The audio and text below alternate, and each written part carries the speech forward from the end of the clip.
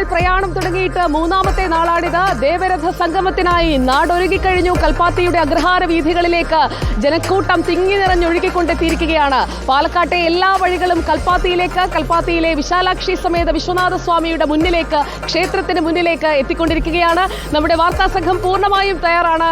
കൽപ്പാത്തിയുടെ മനസ്സ് ഇവിടെയാണ് കേന്ദ്രീകരിക്കുന്നത്. അതുകൊണ്ട് റിപ്പോർട്ടർ ദേവരഥ സംഗമം നമ്മൾ ഇവിടെ തുടങ്ങുകയാണ്. എല്ലാ പ്രിയപ്പെട്ട പ്രേക്ഷകർക്കും സ്വാഗതം. എനിക്കൊപ്പം പ്രേക്ഷകരുടെ പ്രിയതാരം ദീപക് മലയമ്മയുണ്ട്, ഇക്ബാൽ അറക്കലുണ്ട്, സിനോജ് തോമസ് ഉണ്ട്, ഒപ്പം ആർ റോഷിപാൽ, സാനിയോ മനോമി, ഒപ്പം നമ്മുടെ വാർത്താ സംഘത്തിലെ മറ്റുള്ളവരും നമുക്കൊപ്പം ചേരും. തുളസി രാധാകൃഷ്ണൻ കൽപ്പാത്തിയിലേക്ക് പുറപ്പെട്ടിട്ടുണ്ട്. കൽപ്പാത്തിയുടെ വിവരങ്ങൾ മുഴുവൻ ശേഖരിച്ചുകൊണ്ടിരിക്കുന്ന തിരക്കിലാണെന്ന് തോന്നുന്നു. ദീപക് മലയമ്മ തയ്യാറല്ലേ?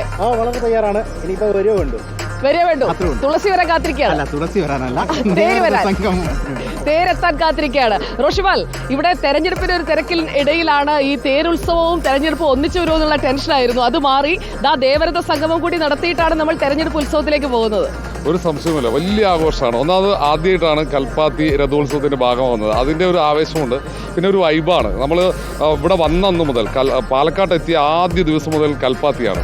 വലിയ സന്തോഷമാണ് ഇവിടെ ഓരോ സമയവും വരുമ്പോൾ വീണ്ടും വീണ്ടും നമ്മളെ അട്രാക്ട് ചെയ്യുന്ന ഒരു സ്ഥലമാണ്. നമ്മളെ പിടിച്ചടുപ്പിക്കുന്ന എന്തോ ഒന്ന് കൽപ്പാത്തിക്കുണ്ട്. കഴിഞ്ഞ തവണ നമ്മൾ നമ്മുടെ പ്രഭാത വാർത്താ പരിപാടിക്കായി ഇവിടെ വന്നപ്പോൾ അന്നേരം തോന്നിയ ആ ഒരു സന്തോഷം ഇവിടെ വരുമ്പോൾ ഇവിടെ നിൽക്കുന്ന ആളുകളുടെ ഒക്കെ മുഖത്തെ സന്തോഷം ഒക്കെ കാണുമ്പോൾ തോന്നുന്നുണ്ട്.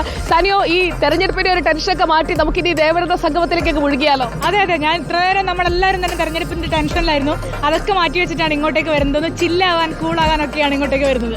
അപ്പോൾ ചില്ലാകാൻ കൂളാകാൻ സാനിയോ മനോമി തയ്യാറാണ്. ഇക്ബാൽ, എന്റെ നാടാണ്, നിങ്ങളെല്ലാം എന്റെ അതിഥികളാണ്. കൽപ്പാത്തി തേര് ഞാൻ നിങ്ങളെല്ലാവരും സ്വാഗതം ചെയ്ത് ഇവിടേക്ക് എത്തിച്ചു. വലിയ സന്തോഷത്തിലാണ്. ഇക്ബാൽ അറക്കലാണ് നമ്മുടെ ആതിഥേയനാണ്. നമ്മൾ ഇനി ഈ തേര് വരുന്നത് ഓരോ ക്ഷേത്രങ്ങളിലെയും തേരിന്റെ വിശേഷങ്ങൾ അതെല്ലാം ഇക്ബാൽ പറഞ്ഞു തരും.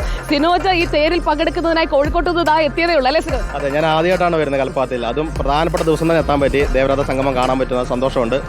ഇക്ബാൽ പ്രത്യേകം ക്ഷണിച്ചുകൊണ്ടാണ് വന്നത്. ഓക്കെ, അപ്പോൾ നമ്മൾ എല്ലാവരും സന്തോഷത്തോടെ പ്രേക്ഷകർ എല്ലാവരും നമുക്ക് തന്നെ തുടരുക. എല്ലാ കാഴ്ചകളും ഒപ്പിയെടുക്കാനായി ഞങ്ങളുടെ DOP പ്രദീപ് മാധവന്റെ നേതൃത്വത്തിൽ വലിയ സംഘമുണ്ട്. ഒപ്പം കലാപ്രകടനങ്ങൾ തേരുരുണ്ട് വരുന്നതിനൊപ്പം തന്നെ നമ്മൾ കലാപ്രകടനങ്ങളിലേക്ക് കടക്കും. അങ്ങനെ ഈ ദേവരഥ സംഗമം റിപ്പോർട്ടർ ദേവരഥ സംഗമമാക്കി നമ്മൾ മാറ്റുകയാണ്. ഒരിക്കൽ കൂടി എല്ലാ പ്രിയപ്പെട്ട പ്രേക്ഷകർക്കും സ്വാഗതം. നമുക്ക് ഈ ഒരു ഉത്സവം എന്ന് പറയുമ്പോൾ അതിന്റെ നടത്തിപ്പുകാരിൽ നിന്ന് തന്നെ തുടങ്ങണം. ശ്രീ രാജേന്ദ്ര വർമ്മ നമുക്കൊപ്പം ഉണ്ട്.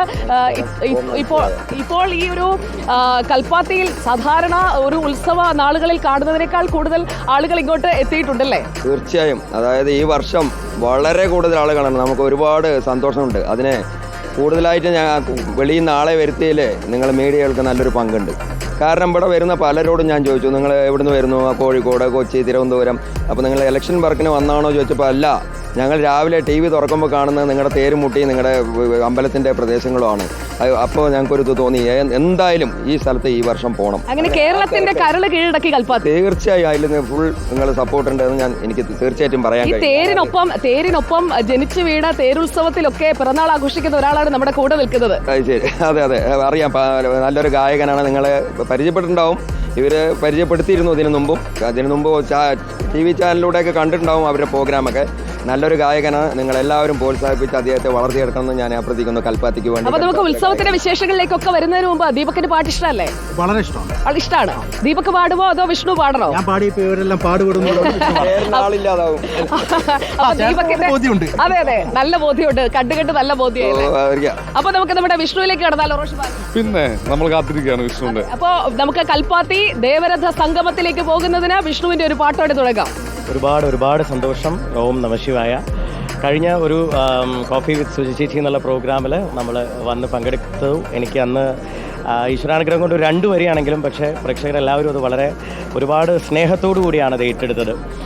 പിന്നെയും കൂടുതൽ പാട്ടുകൾ കേൾക്കണം എന്ന് കൂടെ അന്നത്തെ ആ ഒരു സാഹചര്യത്തിൽ പറയേണ്ടായി. പക്ഷേ ഇത്രയും പെട്ടെന്ന് നമ്മുടെ റിപ്പോർട്ടർ ചാനൽ എല്ലാവരും കൂടെ ചേർന്ന് അതിനൊരു അവസരം ഒരുക്കുമെന്ന് വിചാരിച്ചില്ല. അപ്പോൾ റിപ്പോർട്ടറിന് ആദ്യം തന്നെ ഒരു ഹൃദയം നിറഞ്ഞ നന്ദി അറിയിക്കുന്നു. അപ്പോൾ നമുക്ക് വിശാലാക്ഷി സമേത വിശ്വനാഥ സ്വാമി ക്ഷേത്രത്തിൽ നിന്ന് നമ്മൾ തേരുമുട്ടിയിലേക്ക് നമ്മൾ ഇനിയും രഥപ്രയാണം എത്തുന്നതിനൊപ്പം ദേവരഥ സംഗമത്തിനായാണ് എത്തുക. ഞങ്ങൾ എല്ലാവരും വിവിധ ക്ഷേത്രങ്ങളിലേക്ക് പോകും. അവിടെ നിന്നുള്ള തേരിനൊപ്പമാണ് സാനിയോയും റോഷിപാലും ഇക്ബാലും സിനോജും ദീപക് മലയമ്മയും ഞാനും തുളസിയും എല്ലാവരും എത്തുക. വിഷ്ണു നമുക്കൊപ്പം തന്നെ ഉണ്ടാവും. വിഷ്ണു, അപ്പോൾ നമുക്ക്